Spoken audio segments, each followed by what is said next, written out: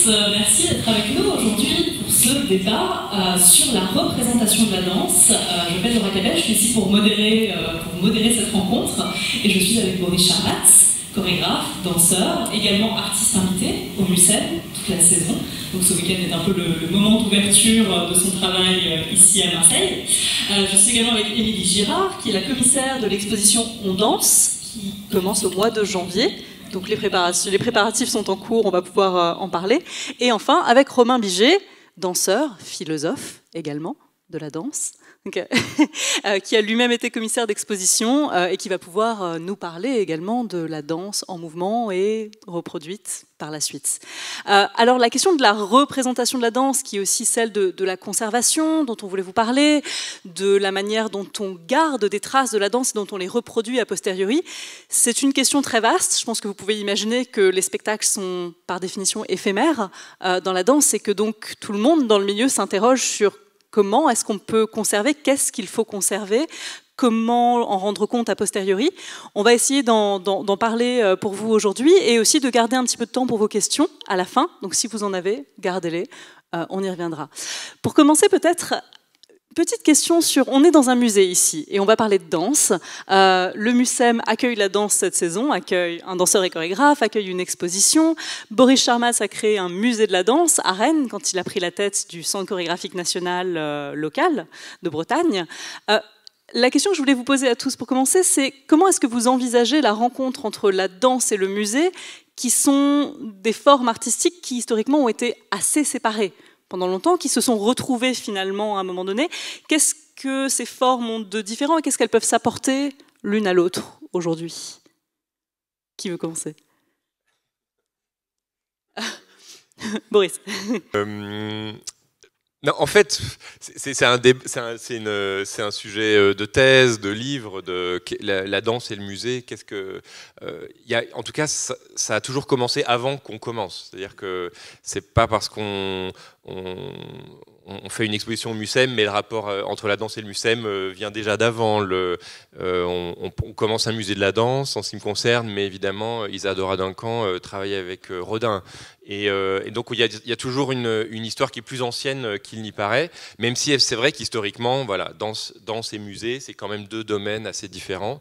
C'est ce qui fait que quand on a commencé à ce projet de musée de la danse, on était face à beaucoup de gens qui étaient extrêmement sceptiques.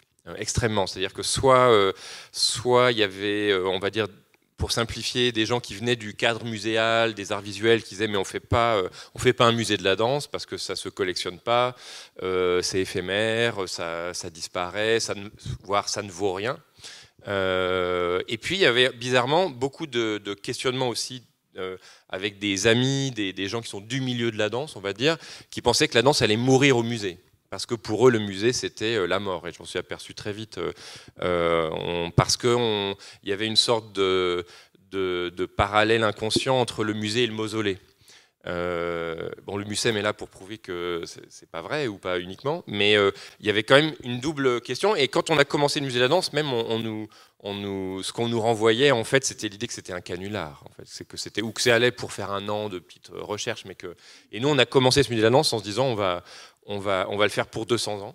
Alors, c'est peut-être pas ce qui va se passer, mais dans l'idée qu'au contraire, on va s'adresser au temps long et prendre le temps de se dire ce serait quoi des collections dans le champ de la danse, ce serait quoi la muséologie, ce serait quoi les horaires d'ouverture, et puis au-delà de ça, même ce serait quoi une œuvre d'art dans un musée de la danse, ce serait quoi le guide, ce serait quoi l'artiste, qui ferait quoi, qui serait en mouvement, qui ferait l'œuvre d'art, qui guiderait. Et du coup, c'est plutôt... pour moi, la question de danse et musée, c'est plutôt une question, en fait, qu'un réseau comme ça d'affirmation. On pourrait dire, historiquement, il s'est passé ceci, il s'est passé cela, aujourd'hui, il se passe ceci, il se passe cela. C'est plus un champ de recherche, en fait. Et c'est vrai qu'il y a 10 ans, c'est un champ de recherche qui intéressait peut-être assez peu de monde. Mais en 10 ans, il y a énormément de musées qui se sont transformés, qui se sont posé la question de leur collection, non pas seulement à l'aune de la collection d'objets, donc pas seulement peinture et sculpture, mais aussi de tout ce qui est immatériel, la pensée, la performance, le mouvement et la danse, du coup. Et puis il y a aussi beaucoup de danseurs et de chorégraphes qui se sont mis à penser dans le cadre muséal ou dans le cadre des galeries d'art aussi, et qui du coup, de cette manière-là, sont sortis un peu du champ, je dirais même économique aussi, des scènes nationales, des théâtres, voire même des écoles de danse, pour s'investir dans ce monde comme ça, qui est celui des arts visuels, celui des musées. Et ça a permis de faire naître des nouveaux types de projets, des nouveaux projets, et peut-être même des nouveaux artistes, au sens où il y a des artistes qui essayaient d'être danseurs, mais qui ne trouvaient pas leur place, et puis qui par contre ont trouvé leur place en dialoguant avec des commissaires d'exposition, des historiens de l'art, des directeurs de musées. J'ai pas du tout répondu à la question, mais si. C'est parce que Romain m'a dit de commencer, mais en fait, voilà, Romain Biget aurait bien répondu à la question. Il va reprendre, voilà. Il a la réponse. Non, mais quand tu disais, quand tu parlais des questions que ça soulève, je pensais à l'historicité de ces questions et à la manière dont elles ont évolué au cours du XXe siècle. Il y a en gros 3 grandes vagues de la présence de la danse dans les musées. La première qui serait... Je vous l'avais dit, hein. Voilà, ça va venir. La première qui vient dans les années 30-40, plutôt au MoMA, liée à une histoire institutionnelle, mais où la danse se présente dans les musées plutôt sous la forme des choses qui ne relèvent pas de la danse et qui sont produites sur scène avec la danse, donc les rideaux qui sont présentés, les costumes, toutes les petites choses annexes qui entourent le moment de la production live et qui sont présentées un peu comme des fétiches représentant le moment de l'exécution. La première expo qui est consacrée à une danseuse, Isadora Duncan, justement, c'est des dessins, des traces de notes qu'elle prend, et puis des costumes et des objets. Il y a même le mot memorabilia, qui en anglais veut dire souvenir, quoi. Donc c'est des souvenirs de danse. Donc ça, c'est le premier grand moment, et où effectivement la question, elle se pose presque même pas. On ne va pas présenter de la danse dans un musée. C'est-à-dire l'idée même du musée est liée à l'objet et à sa stabilité. Puis mais ça commence à venir dans un deuxième moment du XXe siècle, dans les années 70-80, où là, la danse arrive un petit peu dans son format live, sous 2 formes, soit sur les bords du musée, c'est-à-dire comme une sorte de petite décoration qui se présente, parfois même une sorte d'ajout, de supplément d'âme que le musée se donne. Alors c'est des spectacles d'été, voilà, pour rafraîchir un petit peu le rapport au musée, mais ça n'a pas encore sa place dans les salles. Et puis il y a d'autres modes de présence de la danse qui commence à l'accueillir dans l'espace même. Et alors là, c'est là que ça commence à poser les questions que tu soulevais, toi. C'est-à-dire, le danseur, à ce moment-là, il a quel rôle ? Est-ce qu'il a pour rôle de devenir un objet contemplable de la même manière que les objets qui sont présentés par ailleurs dans le musée, c'est-à-dire répéter sempiternellement le même apparaître, hein, voilà. J'ai toujours la même œuvre à chaque fois, exactement comme un tableau, réapparaît à nouveau à mes yeux de la même manière et du coup me permet de juger de les variations. Moi je peux changer de position, mais lui reste toujours le même. Alors est-ce que le danseur il doit faire la même chose? Est-ce qu'il doit être toujours le même afin que moi je puisse varier? Vous voyez, ce qui est tout de suite un peu plus difficile puisqu'il est vivant, hein. Donc il a des petits problèmes de variation et d'accidents qui commencent à s'insérer. Et ça, c'est des questions qui se posent sur des pièces du rationnel, c'est-à-dire qui s'inscrivent comme ça sur une très longue durée. Et c'est des questions qui se sont posées très rapidement dans les années 2000-2010, quand Anne-Theresa de Kersmaker, par exemple, qui est une chorégraphe avec laquelle, Boris, tu as travaillé, présente Phase à la Tate.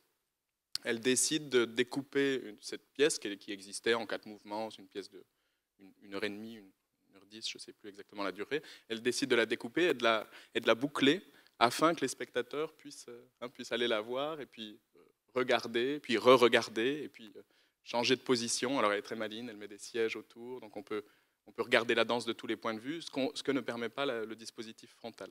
Donc moi aussi je pars complètement en dérive, excusez-moi, mais il semble qu'il y ait un avantage là qui commence à se présenter avec la venue de la danse au musée, à savoir, et cet avantage il est là, c'est qu'on a une multiplication de l'espace des points de vue. ce qui, là, dans le dispositif frontal où nous sommes, là, bon, évidemment, on ne fait pas des choses incroyables avec nos corps, on ne vous dit pas, ça serait bien de le voir de dos. Et encore. Non, attendez. Mais, en fait, je pouvais multiplier l'espace des points de vue en changeant moi-même de position. Mais, pardon. Qu'est-ce que je disais ? Je me suis complètement interrompu. Il y avait des vagues. Une troisième vague ? Ah oui, pardon. Voilà. Si. Oui. Oui. Pardon. La troisième vague, qui est le moment contemporain, enfin c'est presque le moment à venir. On l'a pas encore vu, mais il est en train d'arriver. C'est la création, en ce moment même, par exemple au MoMA, d'un espace modulable, hybride, etc., qui est censé pouvoir accueillir la danse, mais en même temps qui n'a pas la forme ni du white cube, c'est-à-dire la galerie blanche avec ses murs bien lissés, et sa luminosité très classique qui dessine les objets proprement, mais qui tue les corps. Enfin, bon, c'est-à-dire qui a tendance en tout cas à les aplatir d'une autre manière, enfin à leur donner un autre relief. Le white cube, qui est donc le dispositif muséal classique depuis longtemps. La salle de théâtre, qui est le dispositif de présentation habituel de la danse, ou en tout cas la black box, qui est donc la boîte noire modulable. L'idée des musées là, qui est en train de s'inventer, c'est ce qui arrive, là, c'est les années 2020, c'est des espaces qui seraient entre ces deux choses-là. Au point même que les architectes du MoMA appellent ça la grey box. Donc, white et... C'est pas très malin, mais on comprend bien l'idée. Hein. C'est-à-dire, entre la black box et le white cube, on est dans cet espace intermédiaire, gris, cette zone grise, qui est l'espace modulable, prêt à être modifié par les danseurs eux-mêmes, où les danseurs vont être les réinventeurs de l'architecture muséale. Et ça, c'est ce qui se dessine, mais bon, c'est prospectif, on ne sait pas si ça va arriver. Je vais dire, Émilie, vous êtes au cœur finalement de ces changements de l'espace muséal, puisque vous travaillez comme conservatrice ici au MUSEM. Comment est-ce que vous voyez, vous, de votre perspective, l'insertion de la danse dans une institution comme le MUSEM ? Dans le cas du MUSEM et de son aïeul, le Musée des Arts et Traditions Populaires, je dirais que la perspective elle est presque inverse, c'est-à-dire que ce n'est pas tant la danse qui est entrée au musée que le musée qui est allé vers la danse dès les premiers temps de l'institution. Le musée est créé en 1937, l'exposition Georges-Henri Rivière qu'on a ouverte cette semaine en raconte très très bien l'histoire. Et dès les premières enquêtes de terrain qui sont conduites de par la France, les ethnomusicologues en particulier vont s'intéresser au phénomène dit des danses traditionnelles. Si je prends l'exemple de la mission, la célèbre mission Basse-Bretagne de 1939, quand Claudie Marcel Dubois part, elle part avec Janine Auboyer qui est derrière la caméra et qui va non seulement enregistrer des chanteurs en train de performer, mais aussi des bigoudaines qui vont frapper du sabot leur cours de ferme et exécuter des pas de danse pour que cette danse soit enregistrée, documentée, contextualisée. Et tous ces documents-là sont aujourd'hui conservés dans notre fonds. Donc on a une sorte je dirais pas de conservation de la danse, mais conservation de souvenirs de danse, de traces matérielles de danse. Et ça, c'est quelque chose qui va vraiment irriguer toute l'histoire du Musée des Arts et Traditions Populaires, puisqu'au début des années 60, Georges-Henri Rivière va même demander à un chercheur du CNRS, qui est Jean-Michel Guilcher, de créer un département danse, avec très peu de moyens certes, mais avec pour lui une volonté de pouvoir documenter ces phénomènes de danse régionale, en les inscrivant en les comprenant comme un phénomène social, en les inscrivant sur une durée, en montrant les transformations, en ne les schématisant pas à des clichés qui seraient immémoriaux, qui n'auraient pas bougé depuis des centaines d'années, mais vraiment en les envisageant comme une pratique culturelle en tant que telle. Ça, c'est quelque chose qui va vraiment nourrir profondément les fonds et les collections, pas tant sous la forme d'objets, c'est évident, que sous la forme de ce matériel audiovisuel, de ces relevés de notes, de ces interviews faits auprès de différentes sociétés de danse. Et on a des grands noms comme ça de la recherche qui vont marquer l'histoire de la discipline ethnomusicologique et de l'étude de la danse. Je pense à Francine Lancelot qui va faire de nombreux films là aussi sur le sujet, dont on va montrer un court extrait d'ailleurs dans l'exposition, et qui va s'intéresser à des sociétés de farandole dans différentes régions de France, en Béarn, en Provence. Et tout ça va vraiment être un matériau qui, pour nous, est aujourd'hui extrêmement intéressant parce qu'il nous permet de pouvoir contextualiser une pratique assez finement. Et c'est une histoire qui se perpétue encore très récemment.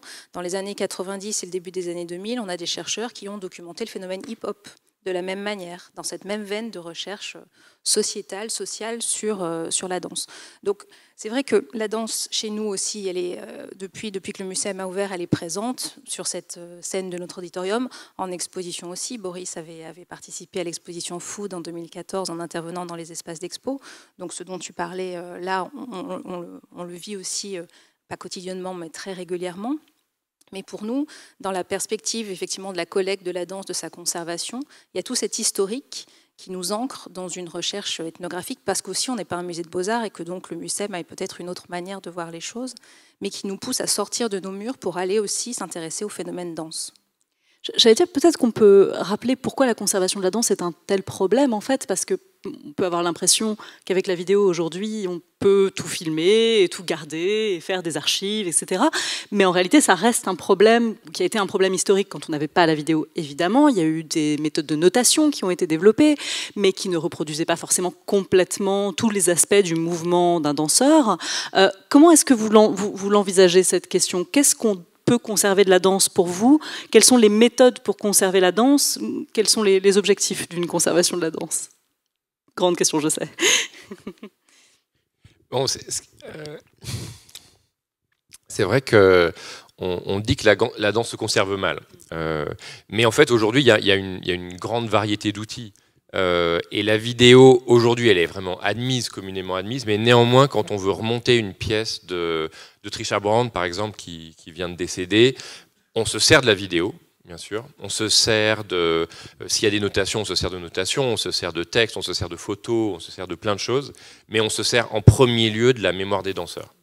Parce qu'en fait, en vidéo, on voit des mouvements se faire, on voit l'espace, on peut vraiment fabriquer assez facilement une copie de ce qu'on voit en vidéo. Mais par contre, le fait que ce geste-là s'appelle le petit chien, parce que Trisha, elle faisait comme ça, et c'est comme si on cherche un petit chien. Et du coup, on a un autre point de vue sur les gestes qui sont faits. Et c'est vrai que c'est pour ça qu'avec le Musée de la Danse, on s'est beaucoup intéressé aux danseurs eux-mêmes en tant que réservoir d'archives. En tant que site, je dirais, archéologique, en tant que le centre de stockage vivant, certes, mais avec des couches de danse, de chorégraphie passées, qu'il faut une sorte d'anamnèse, comme ça, il faut les sortir aussi. Donc, et le fait de les sortir les transforme. Mais ça reste encore le principal lieu, je dirais, de conservation et de transmission et de patrimoine. C'est encore le corps des danseurs, bien qu'aujourd'hui, on puisse dire, mais YouTube, c'est un formidable musée de la danse. YouTube, il y a énormément de vidéos qui concernent certes la musique, mais très souvent la musique et la danse. Et la danse en premier lieu parfois.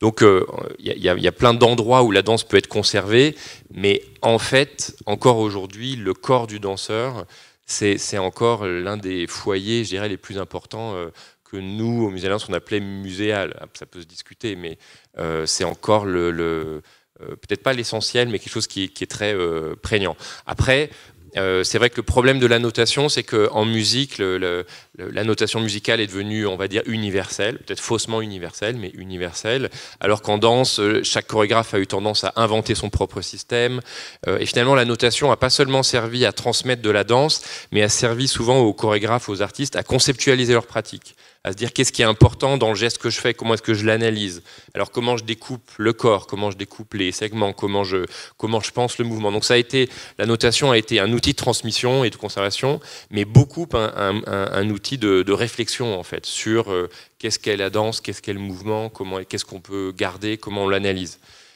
Donc aujourd'hui, il y a des systèmes de notation qui sont plus partagés que d'autres, mais il y a encore très très peu de danseurs qui connaissent les systèmes de notation. Par exemple, la notation Laban, elle est enseignée au Conservatoire de Paris, etc. Il y a pas mal de danseurs qui ont des petites notions de notation Laban, mais des danseurs qui seraient vraiment capables, face à une partition, assez rapidement d'interpréter les mouvements qui sont inscrits, il y en a très peu. Et donc il faut, pour un ballet donné avec un certain nombre de danseurs, c'est très vite un très gros volume comme ça de partitions, et du coup c'est beaucoup des professionnels de la notation qui peuvent noter les danses, les inscrire, mais aussi les déchiffrer pour les danseurs. Donc c'est à l'opposé de la musique où les musiciens peuvent lire une partition, évidemment ça fait partie de leur propre pratique. La notation en danse, et souvent on doit faire appel à un tiers qui est un spécialiste de la notation, qui peut nous transmettre par exemple l'écriture de Nijinsky. Et pour donner un peu l'idée de la complexité en notation, Nijinsky a envie de noter sa danse, il a envie il l'écrit, il veut être aussi précis qu'un compositeur. Alors il récupère un système de composition russe qui s'appelle Stepanov, mais il ne le trouve pas assez bien pour lui, il l'améliore, il modifie les codes, il invente un nouvel alphabet comme ça de notation. Quand il meurt, on perd l'alphabet, donc pendant des années, on ne sait pas lire ses partitions. Et il y a des gens qui travaillent dessus des dizaines d'années. Finalement, on arrive à traduire, à comprendre, à retrouver les clés de compréhension de sa notation. On traduit ça en notation Laban, un autre système. Et ensuite, des notateurs Laban, des gens qui savent lire, l'apprennent à des danseurs comme moi, qui essayent du coup de refaire Prélude à l'après-midi d'un faune de Nijinsky avec toutes ces couche de travail. Donc c'est l'opposé de la simplicité de musique où même si l'écriture de la musique s'est aussi transformée, même les partitions de Bach, on les trouve en notation d'aujourd'hui et c'est un peu différent de comment lui les notait. Mais globalement, même comment lui les notait, on peut quand même le lire aujourd'hui, et même moi qui ne suis pas musicien. Donc il y a quand même une vraie différence de complexité en fait, dans le fait de noter le mouvement. C'est pour vous donner une idée effectivement de la complexité de ces partitions, enfin qui ressemblent à des partitions en fait, mais qui demandent l'apprentissage d'un code en fait pour comprendre, pour lire ce que peut être la danse. Pour donner un exemple, pour revenir sur la notation Stepanov par exemple, qui a été utilisée, qui a été développée en Russie et utilisée pour noter un certain nombre des ballets qui comptent maintenant ce qu'on appelle les grands classiques du répertoire, Le Lac des Cygnes, Casse-Noisette, Don Quichotte, etc. Ces ballets ont été notés au tout début du XXe siècle en notation Stepanov, donc à Saint-Pétersbourg. Ces notations ont été amenés à l'Ouest par un maître de ballet après la Révolution russe et ensuite ont atterri dans les collections d'Harvard, mais n'ont pas été utilisés pendant des décennies. En fait, on les a redécouvertes dans les années 90 et on a découvert que peut-être en fait on avait un accès à la chorégraphie d'origine de Marius Petipa, qui était le chorégraphe donc, de Saint-Pétersbourg qui a créé ces ballets, parfois en collaboration avec d'autres.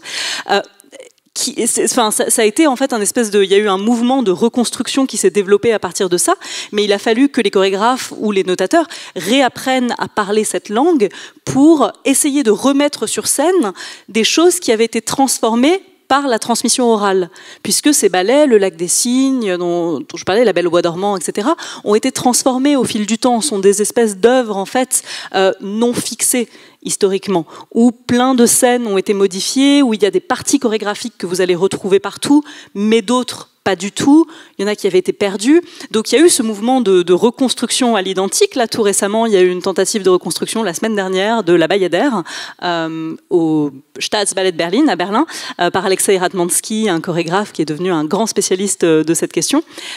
Boris, ou les autres, qu'est-ce que vous pensez de cette idée d'essayer de revenir à la source par la notation? Là, je prenais l'exemple de Petipa, mais est-ce que pour vous, ça fait sens d'essayer de remettre sur scène les œuvres du 19e siècle, peut-être du début du 20e siècle, telles qu'elles étaient dansées à l'époque à partir de ces sources complexes? Je vais y répondre, mais je fais un crochet par une réflexion que m'inspire la manière dont Boris a répondu. Quand tu as posé la première question qui était la vidéo, finalement, elle permet de bien enregistrer la danse, etc. Et Boris a tout de suite répondu « Ah oui, mais moi, si je veux la redanser, ça ne me sert à rien. » J'exagère, mais c'est-à-dire a tout de suite répondu du point de vue en tant que danseur et pas du tout en tant que spectateur. Alors moi, c'était là-dessus que j'étais parti quand tu as posé la question, savoir, ah oui, bah oui, quand je vois une vidéo, ça aplatit complètement mon expérience de spectateur, j'arrive plus du tout à la retraverser de la même manière qu'elle m'avait été donnée quand j'étais sur scène et quand j'étais capable de bouger avec, alors légèrement, hein, je ne monte pas sur scène quand je vois des spectacles, mais de m'insérer dans les mouvements qui m'étaient proposés, de pouvoir suivre, de pouvoir zoomer avec mon attention d'une manière que l'écran ne me permet pas de faire.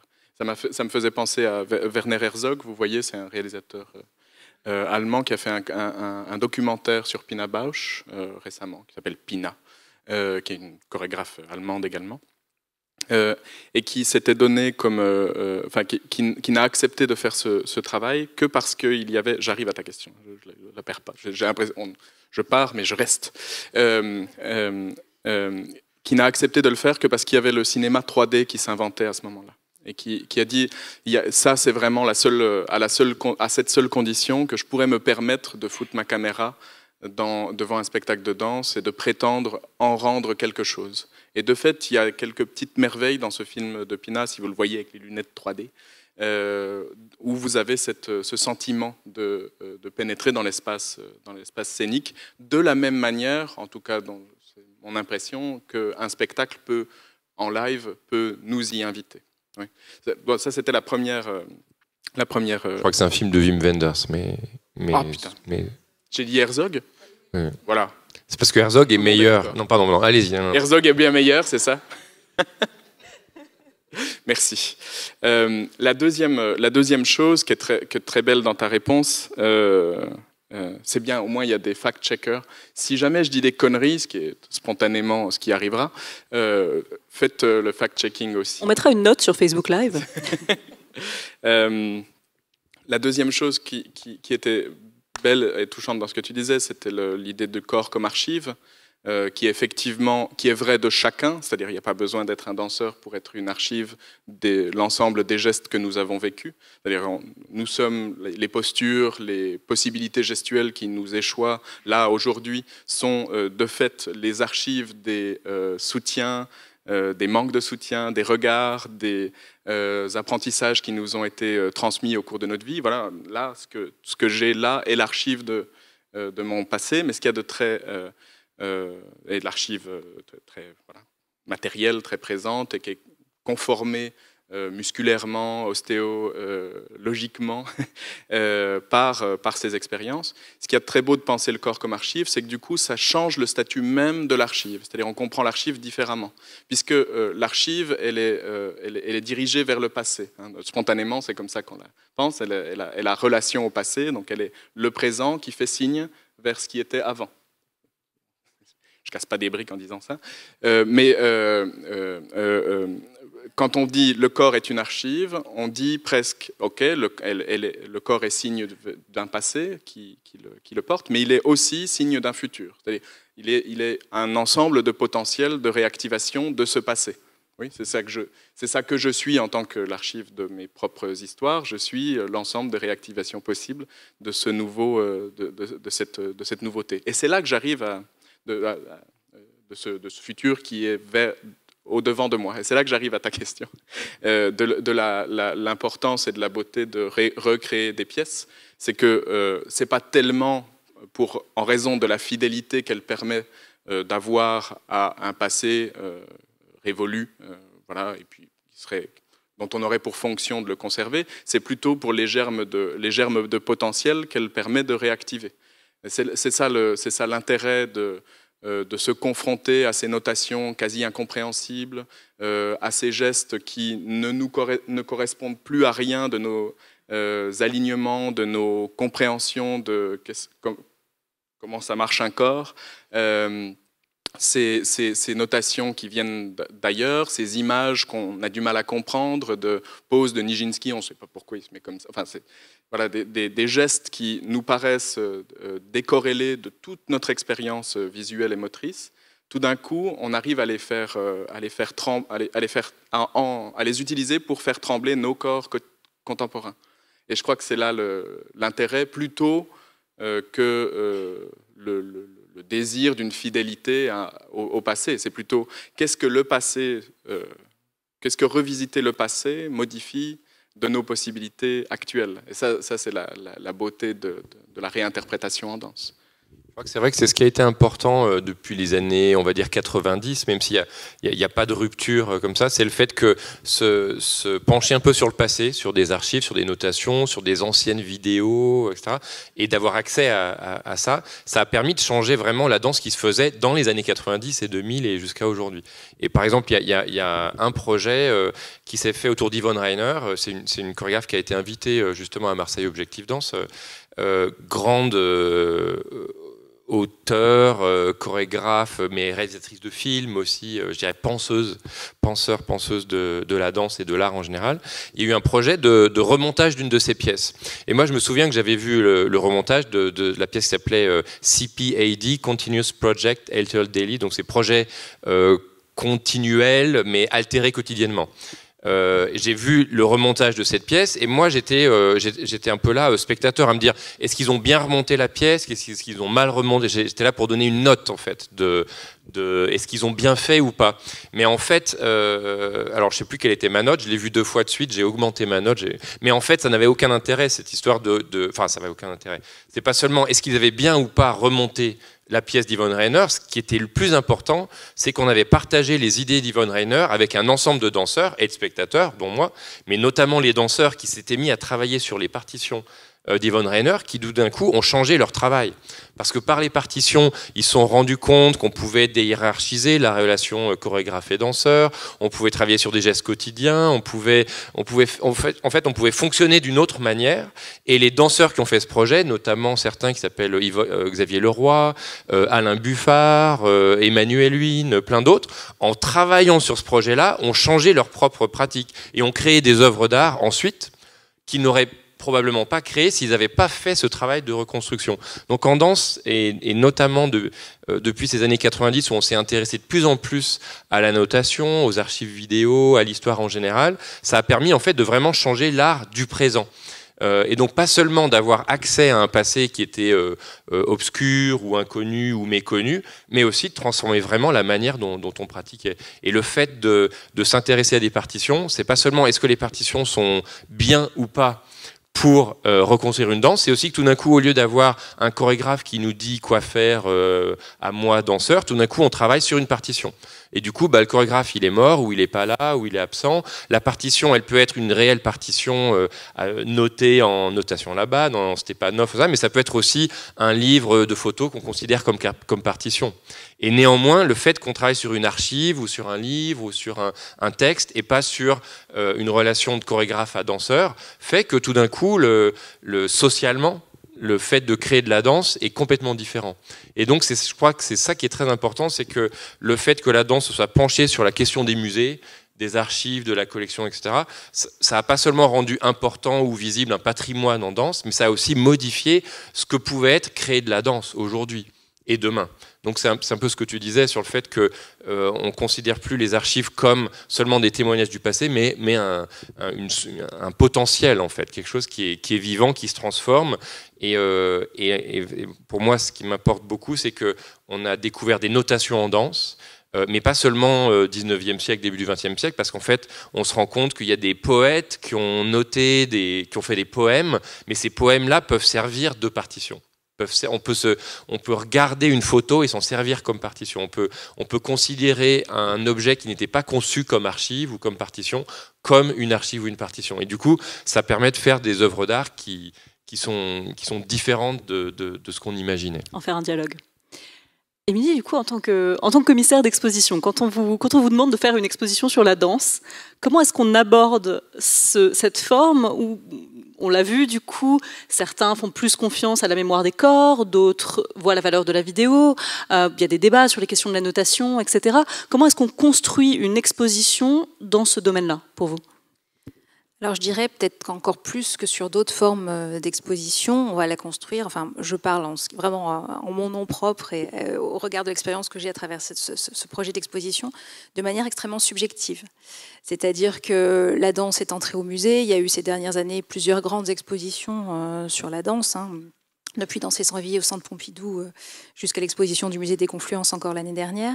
Et chacune a choisi un biais pour approcher les phénomènes danse, soit sous l'angle des rapports entre la danse et les arts visuels, soit sous l'angle de la danse contemporaine, soit sous un angle historique, soit sous un angle de représentation.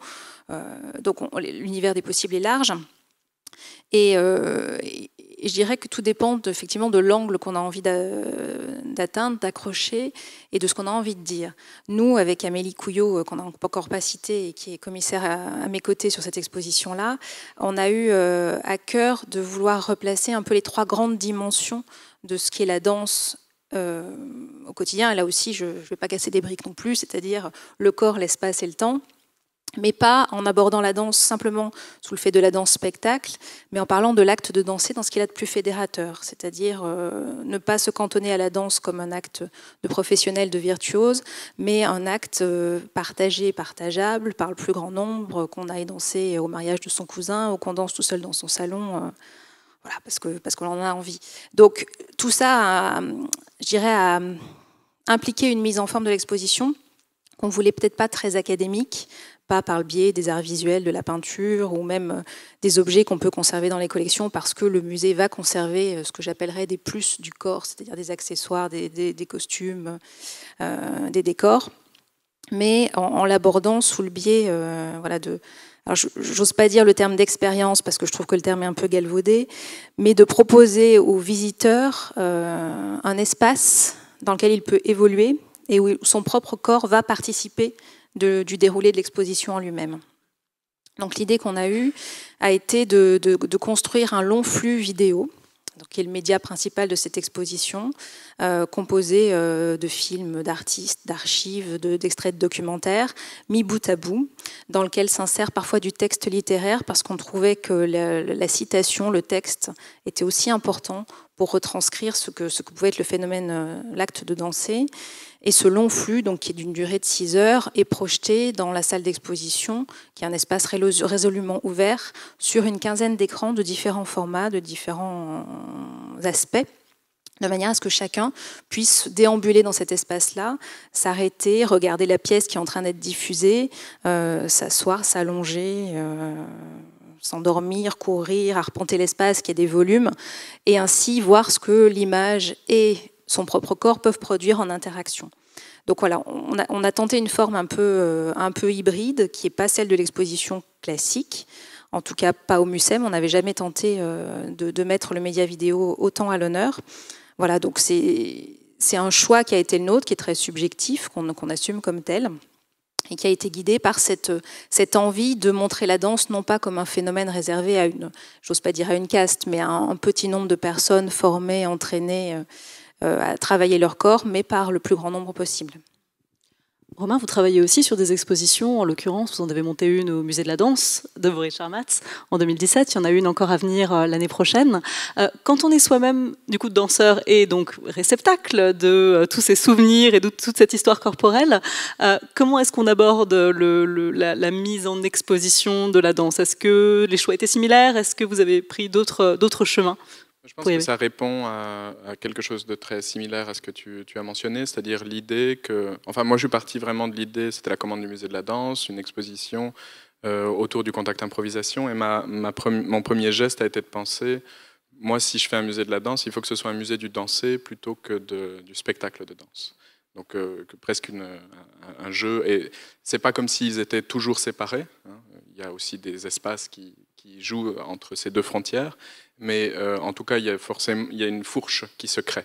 Est-ce que j'expose le spectacle de danse, ses restes, ce qui en a été fait, ou est-ce que j'expose la danse comme pratique, hein, comme affûtement sensoriel, comme changement de point de vue sur le monde, et sur mon propre corps, qui après tout fait partie du monde, hein, malgré que j'en ai. Donc l'idée était de donner accès à cela, à ce travail-là, qui est un travail de raffinement sensorimoteur du corps du danseur. Et c'est la commotion que ça a été pour moi de me mettre à danser. J'étudiais la philosophie. Et je me suis mis à danser à partir de là. J'avais presque envie je me suis mis à danser parce que j'étudiais le mouvement et que je voulais en comprendre un peu plus. Et que finalement les danseurs paraissaient avoir plus de réponses que les philosophes.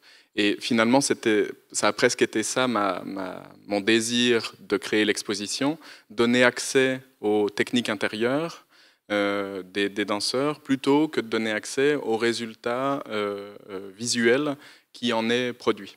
Alors ça a pris plusieurs formes parce que les formes de danse qui m'intéressaient sont diverses, mais l'expo au Musée de la Danse portait sur le contact improvisation, qui est une forme de danse pratiquée depuis les années 70 et qui a, avec elle, produit énormément de discours, d'analyses, de manières de penser ce que c'est que regarder de la danse, et pas seulement ce que c'est que la danse, mais c'est-à-dire qu'est-ce que je fais quand je suis un spectateur, quel type de vibration j'ai, qu'est-ce que j'observe, où est-ce que je regarde, où est-ce que mes yeux se portent quand je vois une danse. Alors ça, c'était une des choses que je voulais transmettre, par exemple, c'est cette curiosité incroyable que les danseurs ont quant à ce qu'ils font de leurs yeux quand il voit de la danse. Alors ça fait une espèce de boucle comme ça, mais c'est une technique intérieure du danseur qui s'observe observant. Donc il y a une sorte de surdimension qui est ajoutée, ou de méta-observation qui était transmise. Alors ça, c'était parmi les petites choses qui étaient ajoutées dans l'expo. Une des autres choses, et qui était la présupposée de celle que je viens de décrire, c'était le fait d'avoir des gens en train de pratiquer en permanence. Mais j'avais très peur que la pratique soit écrasée par le regard des visiteurs, parce que très très vite, si vous êtes regardé, vous vous mettez à passer en mode spectacle. Hein, c'est très bien d'ailleurs, ça permet de créer des choses qui sont différentes parce qu'on sent que soit la voix, soit le corps est comme soutenu par tous ces yeux qui le regardent. Là, ma main, elle est vraie pour beaucoup plus de personnes que quand je suis dans ma cuisine. Vous voyez ce que je veux dire ? Elle a une densité supplémentaire du fait d'avoir autant de paires d'yeux fixés sur elle. Oui, tu vois la densité qui s'augmente là ? Oui, mais non, mais je vous confirme. Voilà, en tout cas, du point de vue intérieur. Donc c'est très très bien hein, l'état spectaculaire. C'est pas pour dire que c'est peut-être une mauvaise chose. Simplement, comme je voulais présenter autre chose, il fallait que je rompe un petit peu avec cette tentation là de devenir spectacle face au regard des autres. Alors du coup, la ruse a été de mettre beaucoup plus de danseurs qu'il n'y avait de spectateurs. Voilà, il y avait 40 danseurs en permanence dans le musée et il y avait quasiment même pas la place pour qu'il y ait 40 spectateurs pour les regarder. Hein, l'espace était congru, alors s'ils voulaient être là, il fallait qu'ils regardent des vidéos ailleurs. Enfin bref, les spectateurs ne pouvaient pas dominer en nombre les danseurs, si bien qu'il y avait comme une aise du regard qui était défaite à la fois pour les spectateurs et pour les danseurs en réaction qui du coup n'avaient pas cette pression de produire et qui donc pouvaient être en train cette pression de produire du visible et qui pouvaient donc être en train de s'intéresser à ce que je décrivais à l'instant, à savoir le raffinement intérieur des sensations, la capacité à juger d'un poids qui passe d'un pied sur l'autre ou pas, la capacité de s'investir dans la relation tactile sans avoir le désir de se produire. Peut-être ce que je peux dire, c'est que donc, dans cette exposition sur le contact improvisation, du coup, il y avait ce groupe de 40 danseurs. Qu'est-ce qu'ils faisaient ? Ils faisaient du contact improvisation. Mais en fait, c'était une sorte de stage. Ils étaient vraiment en train de travailler. Et je pense que comment aborder l'exposition, je pense que c'était très important dans celle-ci et dans d'autres projets du Musée de la Danse, notamment, et peut-être d'autres projets de danse en général, dès lors qu'il y a des danseurs impliqués, c'est le fait que c'est la place du travail au sein de l'exposition. Et au sein de l'art, presque, au sens plus large. C'est-à-dire que dans les musées, le travail est souvent caché. C'est-à-dire les commissaires ont travaillé avant et ensuite on présente l'exposition. Les artistes, souvent, ont travaillé avant. Ils ont réalisé une peinture, un film, une installation avant et ensuite elle est présentée au musée. Et là, avec les danseurs qui sont en train de travailler dans un musée, là c'était le cas, on voit des gens en train de travailler. Et souvent, les bureaux sont cachés. Même les gardiens de l'exposition qui protègent les œuvres sont discrets. Et la danse au musée a fait beaucoup pour montrer le travail et peut-être se reposer la question de où est le travail. Et je crois que ça a une résonance avec nos sociétés contemporaines. On achète un objet qui est fabriqué en Asie, qui ensuite, mais on voit pas ceux qui l'ont fabriqué. C'est très loin. Donc on n'a pas un contact très direct avec le travail. Et il y a vraiment des questions de où se passe le travail, dans quelles conditions. C'est mon micro s'arrête, non ? Je sais pas. Et le fait qu'il y ait des danseurs au musée repose cette question de travail. Et dans l'exposition de contact improvisation, en tant que visiteur, on avait accès à l'histoire du contact improvisation, des archives, des films, des textes. Et puis ces corps au travail qui nous montrent, ils nous montrent quand même quelque chose. Nous, on les regarde aussi comme un spectacle. Mais ce spectacle-là, c'est des gens qui travaillent, qui essayent, qui découvrent, qui essayent. Le fait de regarder du travail, ça motive vraiment la posture du visiteur d'exposition, je crois. Et c'est vrai de pas mal d'expositions de danse. Ce sera différent dans parce que c'est pas des danseurs au travail, c'est des films, mais il y a quand même l'idée que la position de ce qu'est être un visiteur de musée est différente parce que c'est une exposition de danse. Donc c'est pas seulement un autre médium, c'est pas on s'intéresse à la peinture, puis là c'est la danse, et puis après ce sera les sabots, et puis après ce sera c'est aussi parce que c'est la danse, ça génère une autre manière de regarder, une autre manière d'être dans l'expo, et puis d'autres manières, du coup, une autre économie. Au sens esthétique, mais aussi au sens même pécunier, comme ça, des danseurs sont dans l'expo, il faut les rémunérer, ou pas, mais comment donc ça change vraiment toute l'infrastructure du musée, de la collection, de ce qu'est une œuvre d'art, etc. J'allais dire, il y a aussi des moments de danse live qui sont prévus pendant l'exposition, tous les week-ends, comme ça s'appelle, chauffe, moment de chauffe, c'est ça? Ouais. Salle de chauffe, exactement. Comment est-ce que du coup vous avez envisagé cette question-là de comment faire venir peut-être des danseurs dans l'exposition ou autour de l'exposition pour les spectateurs? En fait, on y a réfléchi dès le départ en se disant est-ce qu'il faut de l'intervention dansée ou pas au sein même de la salle d'exposition. On avait commencé à réfléchir, à trouver des idées, et puis assez rapidement, on s'est dit on va laisser tomber cette idée-là, parce que si nous, on fonde le propos de notre exposition sur le fait que la danse est un acte partagé, partageable même par des non-professionnels, on avait eu peur que la présence de danseurs professionnels au sein de l'exposition soit un peu trop inhibante. C'est-à-dire que le spectateur, visiteur, se dise « oulala, mais ils sont hyper forts, moi je danse pas, c'est pas possible ». Donc que l'objectif de l'expo qui était de dire « on est tous danseurs, peut-être sans le savoir ou sans le vouloir », du coup passe un peu à l'as. Par contre, ce dont on avait très envie, c'était que chacun puisse expérimenter cet acte de danser. Et donc la proposition de Boris, pour nous, a été du pain béni, puisque cette idée de la salle de chauffe dont je te laisse parler, a été un préalable ou une suite à l'exposition absolument parfaite, puisque voilà, l'idée, c'est d'inviter tout le monde à venir pratiquer dans la limite de ses possibilités, avec son corps, avec ses possibilités, cet acte qu'on veut faire apparaître comme le plus fédérateur possible. Oui, c'est vrai que comme j'étais invité sur la saison au Mucem, j'étais aussi invité parce qu'il y avait une exposition sur la danse, donc ça faisait sens. Mais je me demandais je trouvais ça étrange de faire plein de choses, mais ne pas être plus lié que cela à l'expo. Et on s'est dit, faisons une salle de chauffe, un studio d'échauffement, on va dire. Moi, j'adore la danse comme spectacle. J'adore la danse en film aussi. C'est parce que je suis danseur que je parle aujourd'hui, donc ça me fait parler, ça me fait écrire, ça me fait lire. Mais j'aime beaucoup l'entraînement du danseur, le fait de s'échauffer, de se préparer. Alors on peut se préparer à un marathon, on peut se préparer à une élection, à des grèves, à des manifestations, mais aussi de se préparer, pourquoi pas, à une exposition.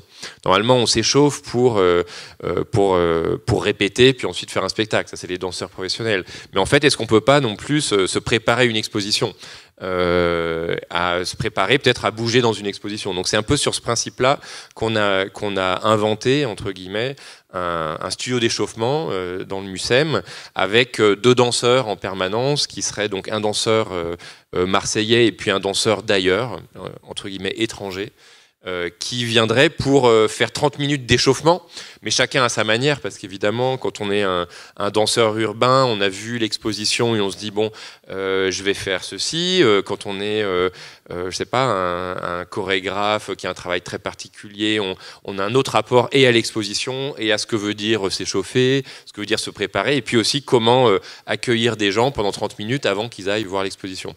Donc c'est un projet assez ouvert, c'est assez pléthorique, parce c'est pas toute la semaine, mais c'est quand même tous les week-ends de la durée de l'exposition. Donc si je dis pas de bêtises, c'est pendant 4 mois.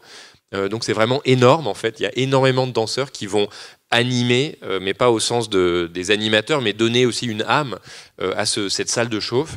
Et du coup, les visiteurs du Mucem, il y en a qui iront voir uniquement l'exposition, il y en a qui vont passer par la salle de chauffe pour voir l'exposition, puis il y en a qui verront l'exposition, et puis quand même si on leur a dit que c'était mieux de faire l'échauffement avant, ils pourront y revenir après.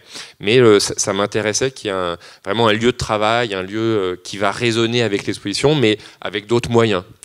Puisque évidemment il n'y aura pas du tout de vidéo dans la salle de chauffe, mais il va y avoir un aller-retour, et c'est aussi le fait de concerner les danseurs qui seront là. Ils vont aussi vivre l'exposition, ils seront en dehors de l'exposition au sens où ils ont un studio à part, mais ils seront en rapport avec cette exposition, ils vont la regarder, l'analyser avec leurs moyens, etc. Et je trouve que ça génère aussi pour je dirais une population de danseurs, un rapport précis à l'exposition. Et souvent, c'était le cas un petit peu de l'exposition de Beaubourg. On est danseur, on est chorégraphe, et puis parfois on regarde les expositions de manière un peu extérieure, un peu comme un documentaire a été réalisé sur notre travail, mais en fait on nous a, entre guillemets, volé des images, et puis c'est plus notre travail. Et le fait d'avoir des danseurs avant, après, dans une exposition, j'ai l'impression que ça modifie aussi le regard des danseurs sur le travail de tous les gens qui font un travail aussi sur la danse, qu'ils soient notateurs, qu'ils soient critiques, qu'ils soient enseignants, qu'ils soient théoriciens, qu'ils soient commissaires d'expo, qu'ils soient historiens. Je trouve que c'est important de mettre les danseurs, et le danseur que je suis aussi, moi, sur un rapport d'horizontalité, je dirais, avec tous les gens qui travaillent autour du champ de la danse. Voilà.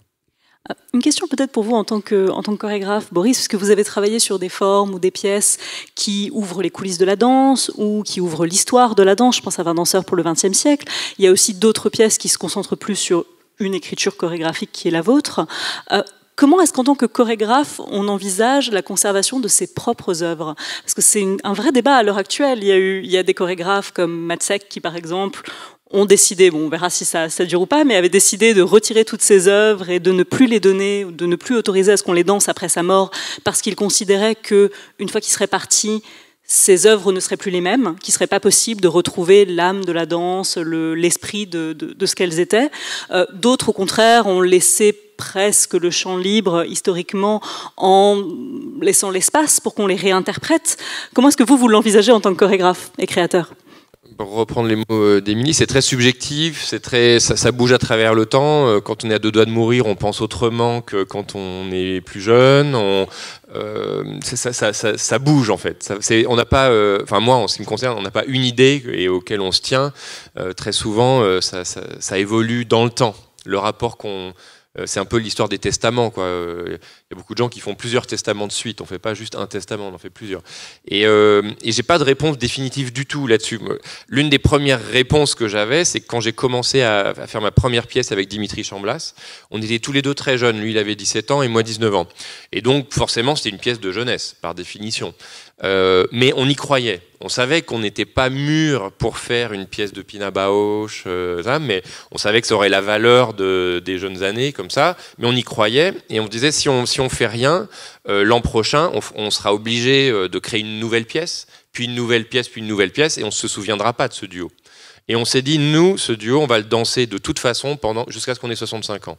C'était une décision un peu présomptueuse parce que ça voulait dire qu'on trouverait des théâtres qui accepteraient qu'on danse cette pièce. Mais en l'occurrence, ce n'était pas des théâtres parce qu'on pouvait la danser à peu près n'importe où. On pourrait la danser là, c'est un carré de chaises. On l'a créé dans un salon à la Villa Gilet à Lyon. Et on a décidé du coup de vieillir dans les pièces. Et aujourd'hui, ça paraît peut-être normal, mais à l'époque, j'avais l'impression qu'il y avait 2 grandes directions, je dirais, historiques pour traiter le patrimoine. C'était soit la danse contemporaine, et nous, on faisait partie de ce cercle-là, et en danse contemporaine, on crée la danse contemporaine, la danse d'aujourd'hui. C'est-à-dire que si on crée une pièce comme celle-ci en 1993, en 1994, on fait une autre pièce, et comme on est des danseurs contemporains, on danse la danse de 1994, puis de 95. Donc on ne s'occupe pas de la danse de 93. On fait la danse d'aujourd'hui. Donc dans ce cas-là, on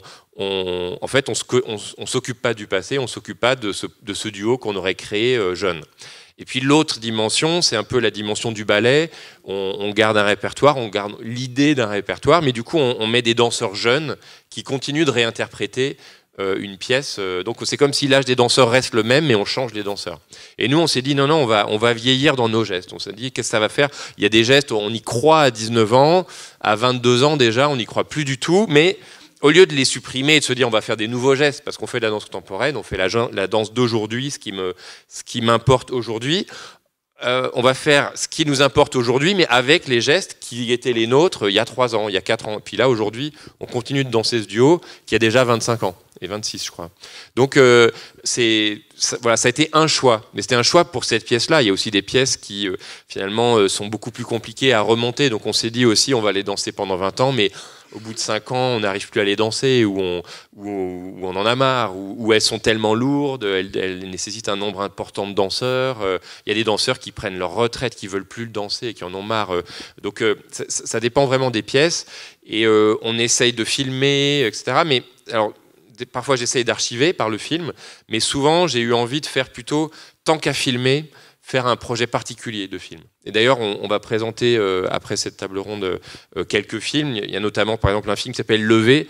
C'est un film qui est fait à partir de la pièce Levé des conflits. Mais au lieu de filmer vraiment bien la pièce pour que ce soit une archive, pour qu'on voit plus tard, dans 10 ans, dans 20 ans, dans 30 ans, la pièce telle qu'elle était, on s'est dit, tant qu'à faire un film... ça va dire, amusons-nous, faisons quelque chose. Et du coup, on a filmé sur un terril en Allemagne. On a filmé avec un hélicoptère, donc un positionnement elle rend compte de la pièce, mais c'est pas du tout le regard qu'ont les spectateurs quand ils ont vu cette pièce. Et puis il se trouve que quand l'hélicoptère est venu filmer, ça a déclenché une tempête de poussière, de charbon, parce que c'est un ancien terril. Donc ça a été une vraie tempête où les danseurs pouvaient à peine danser le bout de pièce qu'on était en train de filmer. Donc le film qu'on voit, c'est des danseurs qui essayent de faire la pièce qu'on avait décidée, mais qui peuvent pas. Parce qu'il y a un hélicoptère qui passe au-dessus, qui déclenche une tempête de sable, de charbon, de pierre, et on voit des danseurs en train de se demander ce qu'ils font. Et en fait, j'aime bien ce film. Et alors au final, peut-être que dans 40 ans, ce qui reste de cette pièce, c'est surtout ce film, qui en fait représente un tout petit bout de la pièce, dans des conditions très très très particulières, dans la Roure, un jour, avec un hélicoptère. Donc je dirais, j'adore ce film, j'aime beaucoup ce film, mais malheureusement, si on veut remonter la pièce avec ça, c'est foutu. Donc voilà, aujourd'hui, en tout cas, on essaye souvent de multiplier les sources. C'est-à-dire, on a des photos, on a des écrits, on a des danseurs qui s'en souviennent, on a des bouts de films. Et puis, comme avec la naissance de la vidéo, puis aujourd'hui, c'est de plus en plus facile, on filme avec son téléphone. En fait, on peut avoir plein de sources vidéo, plein de sources de films. Après, qu'est-ce qui va advenir des œuvres? On ne le sait pas. Et ça pose une vraie question parce que, par exemple, le MoMA, aujourd'hui, essaie de collectionner des chorégraphies. Ils ont notamment acheté des pièces de Simone Forti, une chorégraphe très importante qui a commencé dans les années 60. Et ils ont notamment, c'est des pièces, mais c'est aussi des protocoles. Donc il faut maintenant c'est dans leur collection, ils en sont responsables. Ce qui est beau, c'est que c'est pas seulement un acte d'achat. Ils ont pas seulement donné de l'argent. Ils se sont engagés à prendre soin de ces œuvres chorégraphiques, donc immatérielles, fragiles, et qu'il s'agit de réactiver, parce que si on les active pas, on peut dire qu'elles n'existent pas en danse. Donc, mais se pose vraiment la question de comment ils vont pouvoir prendre en charge ces danses-là, comment elles vont être faites, qui va être chargé du remontage de ces danses, et ça pose plein de questions. Et c'est un champ en fait ouvert. C'est le début de cette histoire-là où des musées n'achètent pas seulement des photos, des films, etc., mais aussi se mettent à imaginer que dans leur collection il y aurait des œuvres chorégraphiques à proprement parler. Mais personne ne sait comment ça va se passer vraiment. Est-ce que ce sera facile? Est-ce que ce sera très difficile? Est-ce que ce sera bien? Et tout le monde a un point de vue assez différent là-dessus, mais moi j'aime bien ce questionnement. Le résultat, on verra. Oui, et puis où est-ce qu'on collectionne et pour qui, effectivement? Parce que certains chorégraphes choisissent de créer des fondations qui ensuite sont chargées de conserver leurs œuvres sur le long terme, créer des espèces de... Je crois que la Fondation Pina Bausch appelle ça des capsules, où du coup, ils mettent toutes les informations possibles pour remonter une pièce, des témoignages, des vidéos, la notation, etc. Mais ensuite, est-ce qu'on peut malgré tout la remonter? C'est toujours la question. En tout cas, pardon, je parle beaucoup trop, mais il y a une chose qui me plaît aussi, c'est qu'il y a aussi des chorégraphes qui, quand ils meurent, par exemple, disent c'est fini, on peut plus remonter mes œuvres. Et on pourrait dire du coup, bah voilà, c'est fini. Mais en fait, souvent ça crée le désir aussi, parce qu'au lieu d'avoir finalement les œuvres tournent, il y a un répertoire qui tourne, il y a une compagnie qui continue, il n'y a plus de compagnie, il n'y a plus de répertoire, on n'a plus accès à ces œuvres. Et du coup, il y a des artistes, soit qui ont fait partie de la compagnie, soit qui n'en ont pas fait partie, qui disent oui, mais on a besoin, ça devient un besoin urgent et peut-être un besoin transgressif. De dire telle œuvre n'existe plus, mais on a besoin de le faire. Et du coup, on peut aller aussi contre la volonté comme ça d'un testament. Et ça crée, moi je trouve ça beau aussi. C'est-à-dire qu'il y a des œuvres pirates, il y a des œuvres comme ça transformées, il y a des œuvres qui se font sans la volonté de leur auteur d'origine. Et de mon point de vue, pourquoi pas? C'est la question, qu'est-ce qui domine dans ce cas-là, la volonté de l'auteur ou plutôt que ce soit le patrimoine comme un héritage, on gère un héritage, on a hérité de l'entreprise, on l'a fait vivre, voire prospérer, se dire, en fait, au contraire, on doit créer quelque chose alors qu'il n'y a rien. Donc et moi, ça me plaît, cet aspect transgressif en fait, de ce qui serait le patrimoine ou l'héritage. Peut-être que sur ce débat, on peut ouvrir la discussion à vos questions, si vous en avez, pour nous lancer sur d'autres chemins ou pour continuer là-dessus. Est-ce que quelqu'un avait des questions? Je suis désolée, je vois pas tout le monde, mais... Ils ont l'air de dormir, non? Nous, on est surexcités, en fait, mais... Oui, il y a une question ici. Est-ce qu'on a un micro? D'accord, je vous donne celui-ci en attendant. Merci, c'est super intéressant. Je fais de la danse moi-même. Ça me soulève des tonnes de questions. Donc je sais pas, je vais essayer d'en faire. Ça va être lourd. J'ai manqué le début, mais on parlait de la représentation et de l'aspect frontal. J'entends des gens qui me disent autour de moi, mais qu'est-ce que c'est l'art si quelqu'un fait du diabolo dans la rue et à côté de ça, tu montres une œuvre d'un des grands de ce monde. Enfin, il y a le côté intimidant des professionnels, etc. En fait, je trouve dans la danse, par exemple, entre les danses trad, qui permettent à tout le monde d'être dans la danse, dans l'art, de pratiquer, et les danses contemporaines qui ont eu tendance à être très frontales pendant un moment, il y a des modes d'exploration qui, comme vous faites aujourd'hui, sont intéressants parce qu'ils permettent de lier les deux et de faire tomber un peu ces barrières entre le professionnel, non professionnel, le artiste, pas artiste. Et voilà, donc je ne vais pas en dire beaucoup plus parce que sinon je suis déjà un peu perdu. Mais je trouve que c'est bien justement de casser un peu ces barrières et d'offrir des espaces de liberté. Bon, voilà, la salle de chauffe, les 40 personnes au musée de la danse, toutes ces choses-là, je trouve que c'est des choses intéressantes pour inviter le public à oser et à essayer. Et voilà, je me disais, comme autre idée, ça peut être des petits lieux intimistes où il y a quelques professionnels, mais qui ne disent pas leur nom, entre guillemets, dans l'échauffement et qui invitent les autres à danser. C'est ces choses-là qui peuvent être intéressantes pour partager. Donc le partage, je pense, c'est un truc important. C'est vrai que le musée a vraiment posé la question du partage, pas seulement parce qu'on quitte la scène, mais le musée, c'est un lieu de passage. Donc, est-ce que la danse arrête les flux? Est-ce qu'elle encourage les flux? Il y a une horizon. Très souvent, les chorégraphes qui ont été invités dans les musées ont pas construit des tribunes, des gradins, des scènes, mais se sont servis de l'horizontalité, qui fait que le danseur, il passe, il regarde, il fait, il parle en une seconde. Et le visiteur, il rentre au musée de la danse, il croit qu'il va visiter de la danse, voir la danse, mais peut-être il se fait visiter par la danse. Et peut-être qu'il rejoint les 40 danseurs en train de travailler, parce que finalement, s'il enlève ses chaussures, il peut s'y joindre. Donc ça a généré comme ça alors que le musée, traditionnellement, il y a aussi les œuvres et les visiteurs. D'ailleurs, les œuvres qu'en général, on n'a pas le droit de toucher.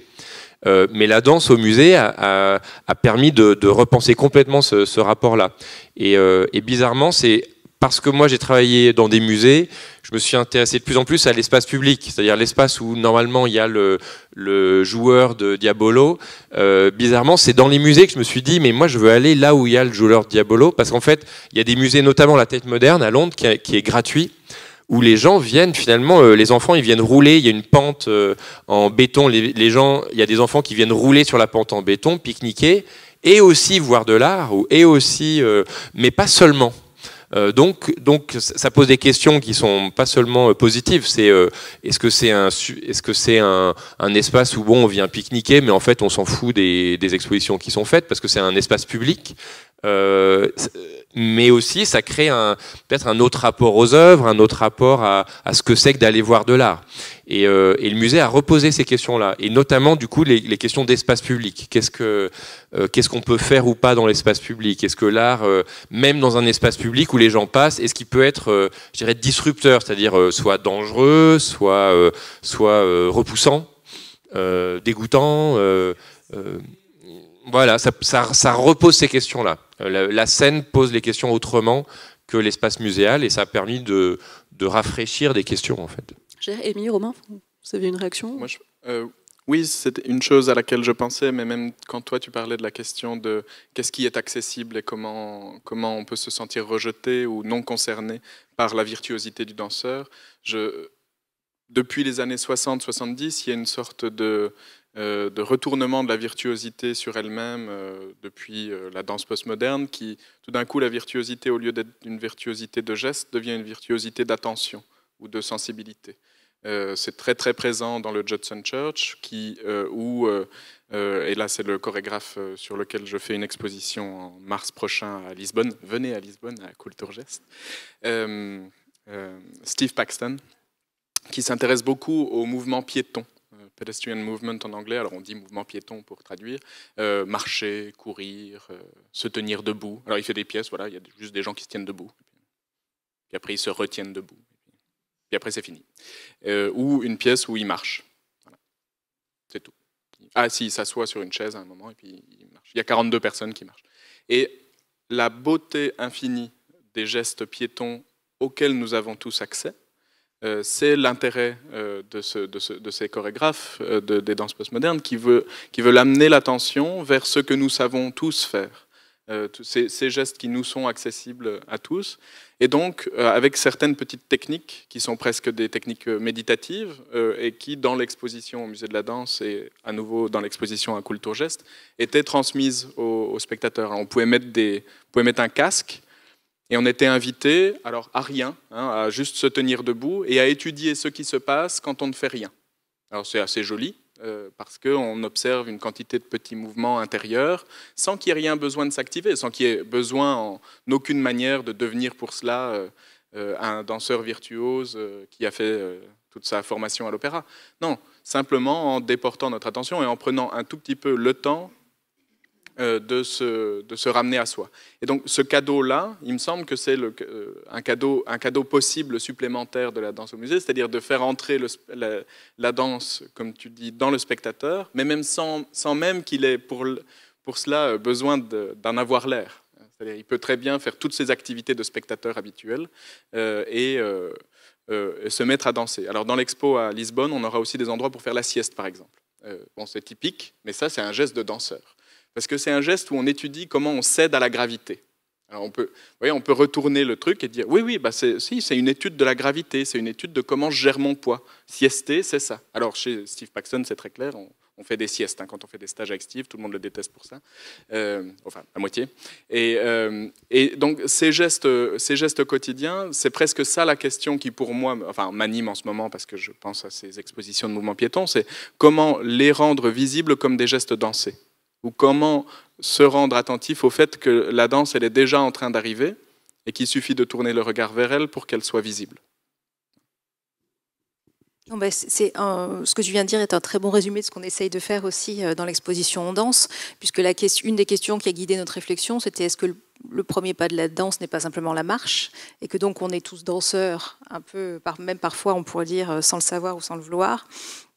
Et donc la présence du corps du visiteur dans l'exposition, elle est pour nous indispensable parce qu'elle active l'exposition d'une certaine manière. C'est-à-dire que les œuvres n'existent pas et le dispositif scénographique n'existe pas s'il n'est pas arpenté, visité. Alors voilà, toi on pourra faire la sieste dans ton exposition, nous on pourra s'asseoir, faire de la balançoire, grimper. Enfin, il y a tous des dispositifs qui sont prévus pour que justement on fasse partie de l'exposition à proprement parler.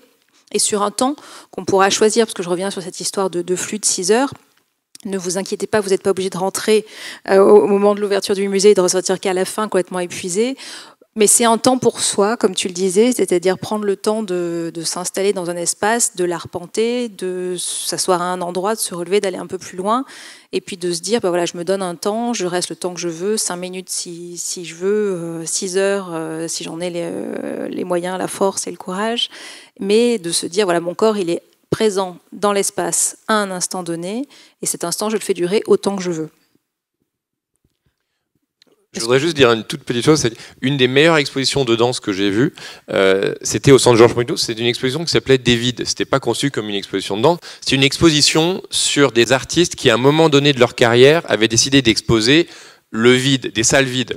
Donc a priori, c'est l'exposition la plus ennuyeuse du monde. On va rentrer au centre Georges Pompidou, on paye sa place, son ticket, et en fait, on visite des salles blanches, toutes blanches et vides.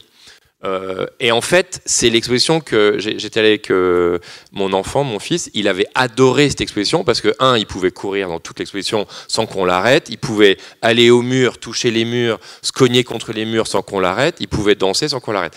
Et en fait, et c'était aussi une exposition passionnante parce que, éminemment, c'était des vides très différents les uns des autres, aussi bizarre que ça puisse paraître. Parce que il y avait un vide qui était une artiste avait fabriqué un vide parce qu'elle avait utilisé l'argent de son exposition pour rénover le toit du musée qui sinon allait s'effondrer. Donc c'était un acte comme ça très volontaire. Puis d'autres salles vides étaient complètement différentes. C'était une salle vide avec un micro. On était surveillé, on était observé. Donc on rentre dans cette salle et on sait qu'on est enregistré. On sait que c'est une sorte de Big Brother. Et comme ça, il y avait une série d'artistes qui avaient fait des salles vides, mais pour des raisons très très différentes les unes des autres. Et c'était une exposition dans laquelle finalement les visiteurs, les spectateurs se sentaient libres d'une toute autre manière que dans les expositions entre guillemets traditionnelles. Et il y avait une des salles qui était pour moi très belle. Je suis un peu fatigué, le nom de l'artiste m'échappe. Il y avait un cartel avant de rentrer dans la salle qui disait « A room where you're free to think about what you are going to do », c'est-à-dire un espace où vous êtes libre de penser à ce que vous allez bien pouvoir faire. Et du coup, on rentrait dans cet espace en se disant « Tiens, qu'est-ce que je vais faire dans cette salle, mais aussi plus tard ?» Et c'était très très beau, et ce qu'on faisait, et ce que les gens faisaient dans cette salle était différent de ce qu'ils auraient fait dans une autre salle, juste parce que c'était un espace comme ça de prospection. Et j'ai l'impression que les expositions de danse, et On danse au Mucem va faire partie de ça, ou l'exposition de Lisbonne, ça pose autrement la question de ce qu'on fait, mais aussi de comment on pense à ce qu'on fait dans l'expo, mais aussi au-delà, dans la vie quotidienne, plus tard, dans le futur, qu'est-ce qu'on fait de soi, quoi. Des questions encore ? Oui, bonjour. J'avais une question sur... d'abord une remarque et ensuite une question. Le thème que vous avez choisi, la représentation, pose un peu d'emblée une espèce de tension entre deux catégories de danse. Émilie Girard a évoqué toute la campagne de collectage qui a commencé avant la Seconde Guerre mondiale, et puis les premiers ethnomusicologues, et ensuite ethnologues de la danse, Jean-Michel Guilchet, qui ont ouvert ce chantier en France. Dans l'affiliation de ces travaux-là, dans le monde anglo-saxon, il y a Adrienne Kepler qui effectue une bipartition. Il y a d'un côté les danses de représentation, c'est un peu celle dont j'entends parler ici, majoritairement, et puis les danses de participation. Alors, d'abord, effectivement, c'est un fait, le débat est posé du côté de la représentation. Il est posé du côté de la conservation, de la patrimonialisation, du côté des héritages, du côté de la transmission. La première question, c'est est-ce que toutes ces questions-là ne concernent pas non plus aussi les danses de participation ? Alors, Émilie Girard, vous avez apporté un premier élément de réponse. Il semblerait que, effectivement, dans l'exposition que vous préparez, il y a aussi cette part donnée à cette catégorie de danse. Et la question précisément, c'était, je me disais, dans cette succession d'interprètes, danseurs, artistes, qui vont proposer des séances d'échauffement, est-ce qu'il y aurait une place accordée à toute la majorité des autres danseurs qui sont des danseurs de participation ? C'est-à-dire que, alors je fais là une parenthèse, c'est-à-dire qu'en France, statistiquement, on a un monde des danses qui est majoritairement un monde de danse de participation. On sait depuis l'étude de Ranou et Roharic, qui date des années 2005, qu'on a environ 5000 danseurs professionnels en France. Et autour de ces 5000 danseurs, vous avez 3 millions de gens qui, chaque semaine, pratiquent la danse en France. Donc la question, c'est est-ce que à la fois dans le dispositif muséal, muséographique, et puis dans les séances de chauffe, est-ce qu'il y a une espèce de place, et quelle va être la place accordée à ce type de danseurs ? Mais qu'est-ce qui vous ferait séparer avec un mur épais ce qui serait les danses dites de participation et ce qui serait les danses dites de représentation ?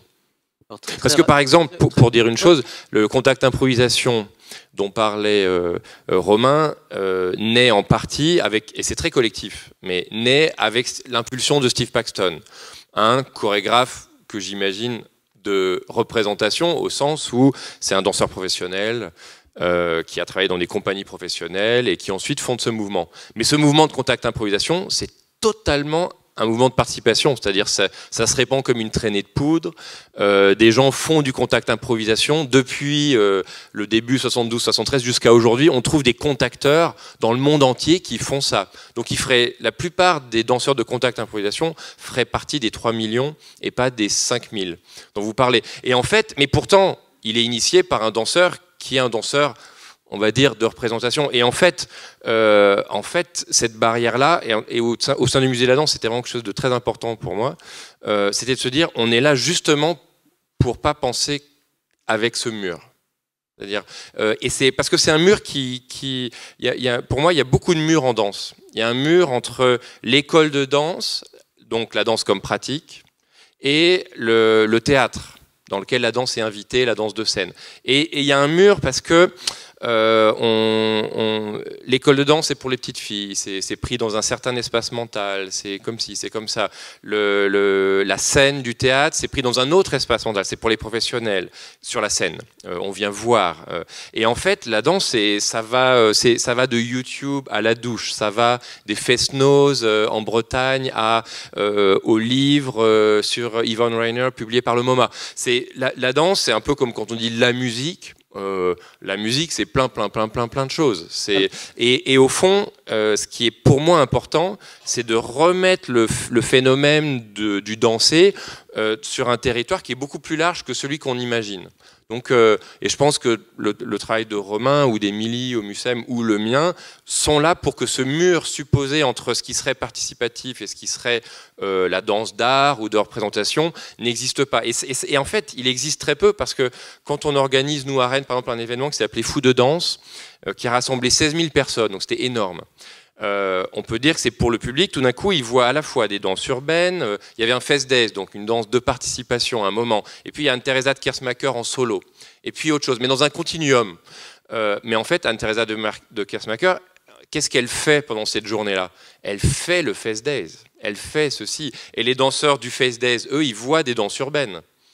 Et en fait, ça fait naître des projets, parce qu'il y a un danseur de danse urbaine qui découvre telle danse de telle partie de la Bretagne, qui se met à réfléchir autrement. Et donc, il y a beaucoup de passerelles, beaucoup plus qu'on imagine. En tout cas, oui. Alors, si vous voulez, très brièvement, mais moi, je vous suis pas du tout sur le fait qu'il n'y a pas de mur il y a effectivement des passages, des passerelles. Le contact en est un bel exemple.